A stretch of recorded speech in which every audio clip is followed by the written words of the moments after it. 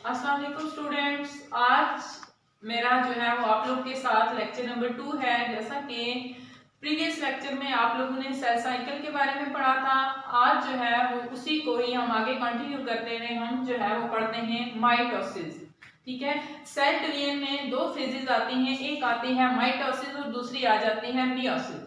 आज हम लोग जो है वो माइटोसिस के बारे में पढ़ेंगे। नेक्स्ट जो है वो फर्दर हम लोग जो है वो इसी की मियोसिस पढ़ेंगे, फिर उसके बारे में इसकी बात डिटेल्स वगैरह जो है वो हम साथ साथ जो है वो करते जाएंगे। माइटोसिस जो है वो हम कहते हैं, माइटोसिस जो है ये टाइप है सेल डिवीजन की, जिसमें जो है वो क्या होता है, type of cell division which ensures same number of chromosome in daughter cell as parent cell। जिस तरह से हम कहते हैं कि माइटोसिस जो है ये टाइप है सेल डिवीजन की, दूसरा हम कहते हैं कि ये क्या करती है, ये इंश्योर करती है सेम नंबर ऑफ क्रोमोसोम्स को, कि क्रोमोसोम जो है उनकी नंबरिंग जो है वो पेरेंट्स में जितनी थी, ठीक है, उतनी ही आ जाए डॉटर सेल के अंदर। माइटोसिस में हम जो है वो ये कहते हैं कि माइटोसिस जो होती है ये एक कॉन्टिन्यूअस प्रोसेस होता है। ठीक है, कॉन्टिन्यूअस प्रोसेस जो है वो हम ये कह सकते हैं कि इसकी आगे से फेजेस हैं। ठीक है, फेजेस जो है वो हम उसको अपनी आसानी के लिए हमने इसकी फेजेस बनाई हुई है, प्रोफेज 1, प्रोफेज, मेटाफेज, एनाफेज और टीलोफेज। ठीक है, लेकिन अपनी आसानी के लिए हमने वो फेजेस बनाई हुई हैं। वैसे जो माइटोसिस का प्रोसेस है वो एक कंटिन्यूअस प्रोसेस होता है, मीन के हम कह सकते हैं कि ये जारी रहने वाला है। इसमें ऐसे नहीं है कि एक फेज खत्म हुई है तो वो कुछ देर के लिए स्टे करेगा सेल, फिर उसके आगे जो है वो डिवीजन होगी, ऐसा बिल्कुल नहीं होता। माइटोसिस के बारे में हम ये एक और बात ये कि माइटोसिस जो है वो कहाँ पे होती है, सोमैटिक सेल्स के अंदर होती है। Somatic cell mean body cells, body cell, body cell अब जो है वो ग्रो करते हैं। जैसे कि आप लोगों को फर्स्ट लेक्चर में भी मैंने बताया था कि जैसे जो है वो एक एम्ब्रियो से एक पूरा ऑर्गेनिज्म तैयार होता है, उसमें क्या होता है, वो तमाम बॉडी जो है वो डिवाइड होती है, बॉडी के सेल्स जो हैं वो क्या होते हैं, डिवाइड होते हैं आहिस्ता आहिस्ता, जो है वो एक छोटे बच्चे से जैसे हम कहें कि एक बड़े हो जाते हैं, तो उसमें क्या होता है कि वो डिवीजन हुई होती है। ये तमाम डिवीजन जो है वो किसकी वजह से होती है, माइटोसिस की वजह से होती है।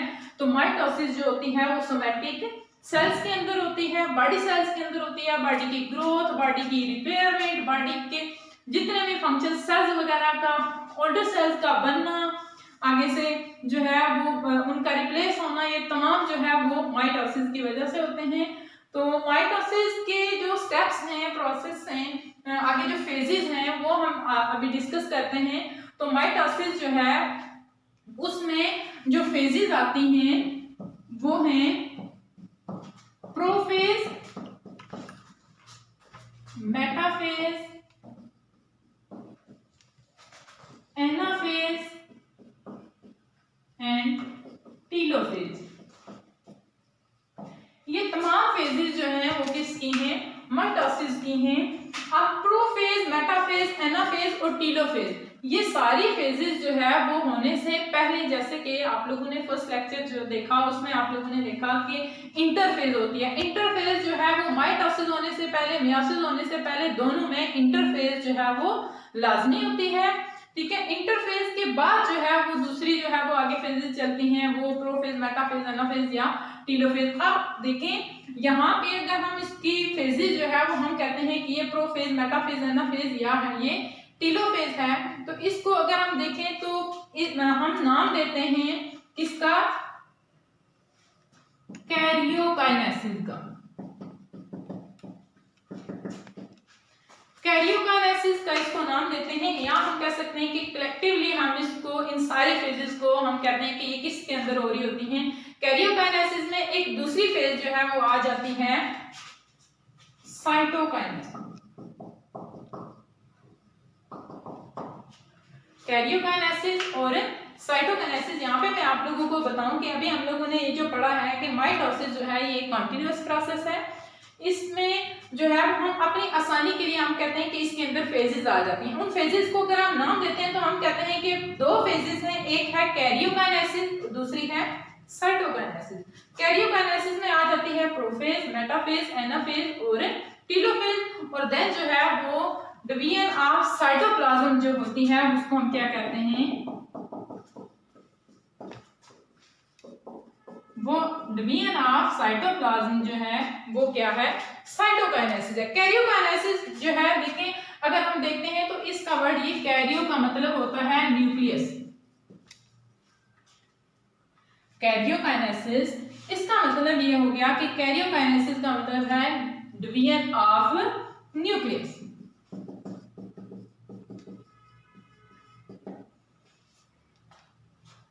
यहां पे कैरियोकाइनेसिस पहले होता है, साइटोकाइनेसिस बाद में होता है। कैरियोकाइनेसिस की फेजेस जो है वो हम देखते हैं, ये है पहली है प्रोफेज,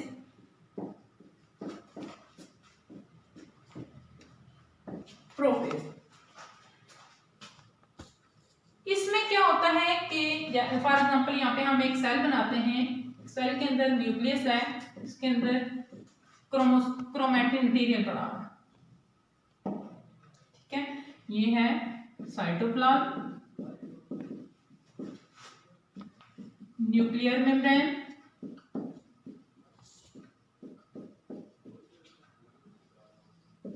न्यूक्लियोलाई, ये एक सेल है, ठीक है। अब हम देखते हैं कि प्रोफेज जो है वो जब स्टार्ट होती है तो सेल जो है वो सेल स्ट्रक्चर,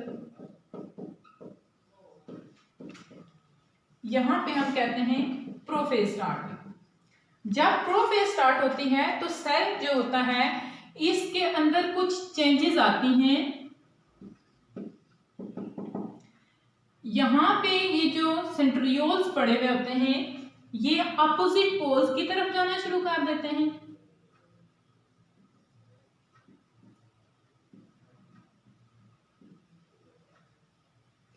दूसरी बात ये होती है यहां पे ये जो इसका हम लोगों ने पहले बनाया था ये न्यूक्लियर मेम्ब्रेन, ये भी डिसअपीयर होना शुरू हो जाती है, डिसअपीयर हो जाती है। न्यूक्लियोलाई जो यहाँ पे होता है वो भी डिसअपीयर हो जाता है। यहाँ पे हम लिखते हैं nucleoli disappear, nuclear membrane disappear and centrosome या सेंट्रियोल जो है वो हम क्या कहते हैं, डिवाइड होते हैं and move to opposite poles. यहां पे आप लोगों ने कंफ्यूज नहीं होना, सबसे पहले जो है जो फेज है वो है प्रोफेज। प्रोफेज में हम लोग ये कहते हैं कि 3-4 चीजें होती हैं, 3-4 काम जो हैं वो परफॉर्म होते हैं, फंक्शन परफॉर्म जो होते हैं वो कौन कौन से हैं। एक तो ये होता है कि इसके अंदर जो न्यूक्लियोलाई होते हैं वो क्या हो जाते हैं, वो डिसअपीयर हो जाते हैं, ठीक है। दूसरी बात ये कि इसकी जो न्यूक्लियर मेम्ब्रेन होती है वो भी डिसअपीयर हो जाती है। तीसरी बात ये कि इसमें जो सेंट्रोसोम होता है वो डिवाइड होता है, या सेंट्रियोल जो है वो डिवाइड होते हैं, वो अपोजिट पोल्स की तरफ मूव कर जाते हैं, जहां पे स्पिंडल फाइबर्स जो हैं वो हम कह सकते हैं कि स्पिंडल फाइबर्स बना देते हैं। स्पिंडल फाइबर्स बाद में जो है वो क्रोमोसोम्स को कैप्चर करने के लिए जरूरी होते हैं। यहाँ पे एक वर्ड जो कि मैं छोड़ दी उसमें ये था कि सबसे इंपॉर्टेंट बात ये कि यहाँ पे जो क्रोमैटिन मटेरियल होता है वो क्या होता है, कंडेंस होता है इनटू थिक क्रोमोसोम, ठीक है। यहाँ पे क्रोमैटिन मटेरियल यहाँ पे जो हमें कह सकते हैं कि थ्रेड लाइक शेप में पड़ा हुआ था, यहाँ पे जो है ये क्या बना देता है, क्रोमोसोम बना देता है, क्रोमोसोम्स बन जाते हैं, ठीक है। उसके बाद जो है वो स्टार्ट होती है मेटाफेज।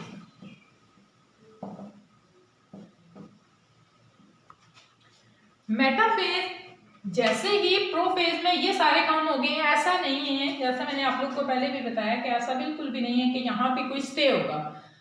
जैसे ही ये वाले सारे काम हो गए हैं उसके बाद स्टार्ट हो जाएगी मेटाफेज। मेटाफेज में ये जो क्रोमोसोम्स होते हैं वो इक्वेटर में आ जाते हैं, कहते हैं सेंटर में आ जाते हैं, क्रोमोसोम जो है वो सेंटर में आ गया है और इसने जो है वो बना ली है क्या, मेटाफेज प्लेट।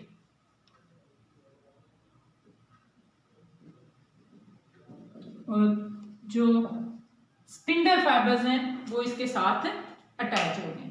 ठीक है, स्पिंडल फाइबर जिस पॉइंट से अटैच होते हैं, क्रोमोसोम जो है ना, जैसे ये हम कहते हैं कि ये एक क्रोमोसोम का स्ट्रक्चर है, ये इसका है सेंट्रोमेयर, ये है इसके क्रोमेटिड।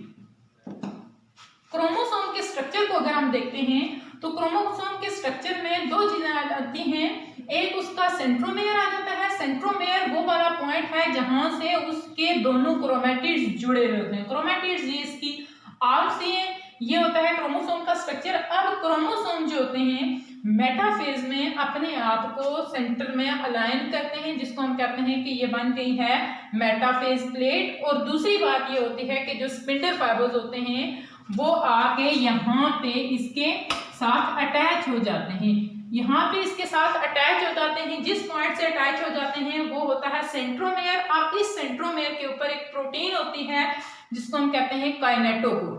काइनेटोकोर प्रोटीन के साथ जो है वो यहाँ पे क्या होता है, स्पिंडल फाइबर्स जो है उसकी अटैचमेंट होती है। यहाँ पे हम देखते हैं तो हम कहते हैं मेटाफेज में क्या होता है, मेटाफेज प्लेट बनती है, मीन के क्रोमोसोम्स जो होते हैं वो अपने आप को सेंटर में अलाइन कर लेते हैं, सेंटर में लाके। दूसरी बात ये होती है कि जो स्पिंडल फाइबर्स होते हैं वो क्या करते हैं, वो इसको अटैच कर लेते हैं। स्पिंडल फाइबर इसके साथ अटैच हो जाते हैं, ये जो इसका पॉइंट होता है काइनेटोकोर उसके साथ अटैच हो जाते हैं। देन जो है वो नेक्स्ट हम कहते हैं कि आ जाता है एनाफेज।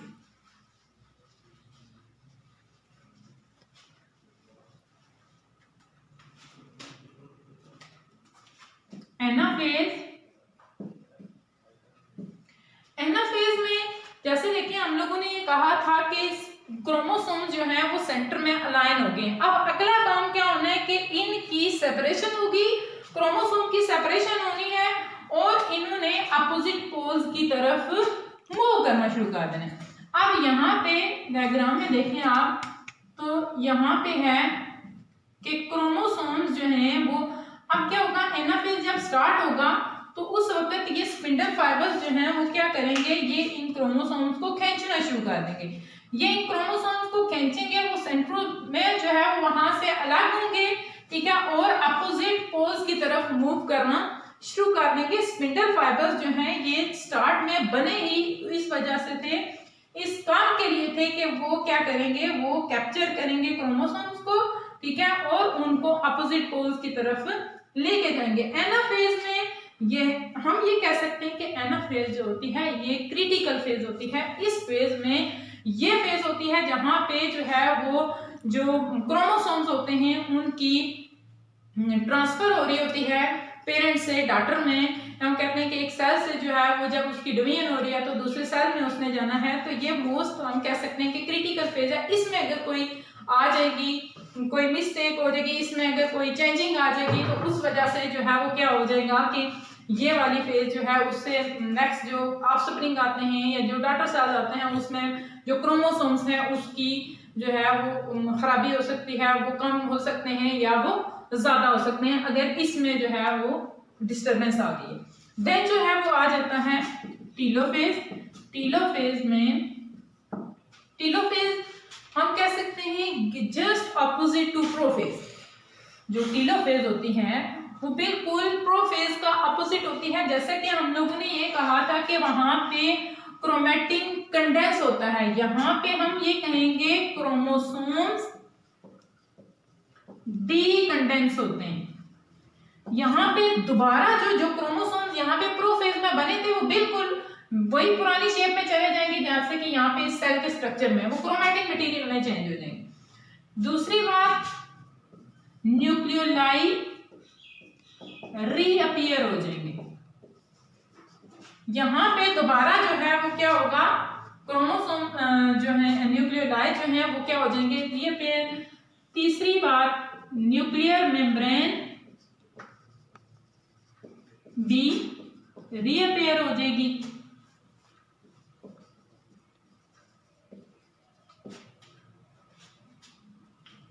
ये उसके बाद जो है वो हम कह सकते हैं कि यहाँ पे जब एनाफेज हुई, एनाफेज के बाद नेक्स्ट जो है वो फेज जो है वो कौन सी है, टीलोफेज है। Telophase just opposite to prophase. Prophase में जो काम हुए थे जैसे कि क्रोमैटिन कंडेंस हुआ था, न्यूक्लियोलाइड डिसअपीयर हुए थे, न्यूक्लियर मेम्ब्रेन जो है वो डिसअपीयर हो गई थी, तो उसमें जो काम हुए थे यहाँ पे जो है वो उसके अपोजिट हो जाएंगे। क्रोमोसोम डीकंडेंस हो जाएंगे, न्यूक्लियोलाइड रीअपेयर हो जाएंगे, न्यूक्लियर मेम्ब्रेन जो है वो भी रीअपेयर होगी। अब अगला काम जो ये वाले सारे काम जो हैं ये हुए थे कैरियोकाइनेसिस में, ये वाले तमाम काम कैरियोकाइनेसिस में हो गए। नेक्स्ट जो है वो थी cytokinesis, mean division of cytoplasm. जब वहां पे ये सेल्स जो हैं वो उनके न्यूक्लियस जो है वो डिवाइड हो गया। न्यूक्लियस डिवाइड होने के बाद जो है वो जो नेक्स्ट काम होता है वो होता है सेल का जो साइटोप्लाज्म होता है, ये वाली जो चीज होती है सेल की, ये वाली जो चीज होती है, जब एक सेल से दो सेल बन गए, जैसे हम ये कहते हैं कि टीलोफेज में यहाँ पे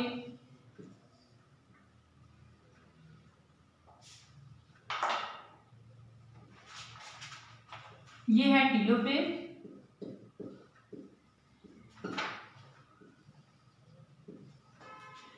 जब टीलोफेज जो है हो गई उसके बाद अगला जो है वो था साइटोकाइनेसिस का। Cytokinesis mean division of cytoplasm. तो इसमें क्या हुआ, यहाँ पे हम जो है वो डायग्राम ड्रा करते हैं। इसमें देखें आप लोग, तो अब क्या होगा, यहाँ पे साइटोप्लाज्म जो है वो डिवाइड हो जाएगा। साइटोप्लाज्म में क्या करेगा, यहाँ से पिंच करता जाएगा, ठीक है, पिंच में अंदर की तरफ बनता जाएगा, ठीक है, और ये क्या करेगा, इसको दो डॉटर सेल में चेंज कर देगा। हम कह सकते हैं कि जब डिवीजन होगी, जब डिवाइड हो जाएंगे दोनों, तो ये वाली दोनों फॉर्म जो है वो आ जाएंगी। अब ये एक सेल जो है उसके अंदर माइटोसिस हुई, ठीक है, वो डिवाइड होके उसने जो है वो दो सेल्स बना दिए। याद रखें कि माइटोसिस जो होती है वो एक कॉन्टिन्यूअस प्रोसेस है। हम अपनी आसानी के लिए इसकी हम लोगों ने फेजेस बनाए हुए हैं, ठीक है, और जो है वो हम कह सकते हैं कि ये वो वाली सेल डिवीजन है, उस तरह की सेल डिवीजन है जो कि हम कह सकते हैं कि यकीनी बनाती है कि डॉटर सेल्स में उतने ही क्रोमोसोम्स आए जितने के पेरेंट सेल्स में आ जाते हैं, ठीक है। उसके बाद जो है वो आ जाता है इसके इंपॉर्टेंस। अगर हम देखते हैं इसी तरह से इंपॉर्टेंस वाला आ जाता है, तो इंपॉर्टेंस में अगर हम देखें तो माइटोसिस जो है उसकी इंपॉर्टेंस में आ जाता है कि यहाँ पे हम कह सकते हैं कि क्रॉसिंग ओवर नहीं होती।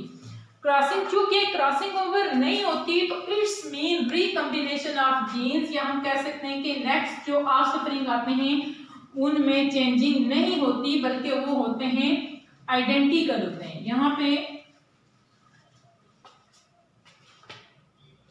इंपॉर्टेंस ऑफ माइटोसिस,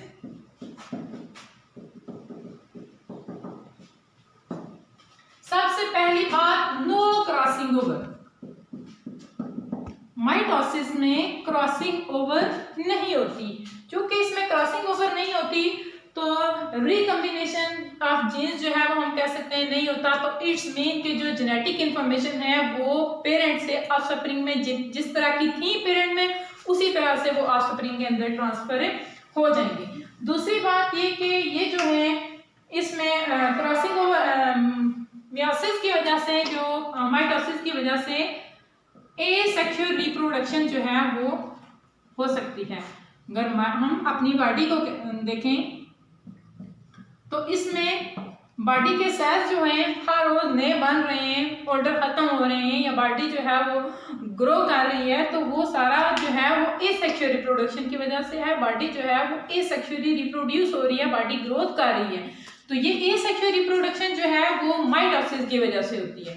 तीसरी बात जो है वो ये आ जाती है कि जो हम कह सकते हैं कि प्लांट्स होते हैं या जो एनिमल्स होते हैं, देखें वो भी एसेक्सुअल रिप्रोडक्शन करते हैं। देन जो है वो आ जाता है रीजनरेशन। रीजनरेशन का मतलब क्या होता है, रीजनरेशन मीन दोबारा से बनना। एक अगर फॉर एग्जाम्पल एग्जाम्पल देती हूँ मैं आप लोगों को स्टार फिश की, तो ये स्टार फिश है, अगर इसकी कोई एक आर्म जो है वो खत्म हो जाती है तो इसके अंदर एबिलिटी होती है मीन कि वो रीजनरेट करे, दोबारा से अपना बॉडी का पार्ट जो है वो बना ले, ये दोबारा से तैयार कर ले इस बॉडी पार्ट को।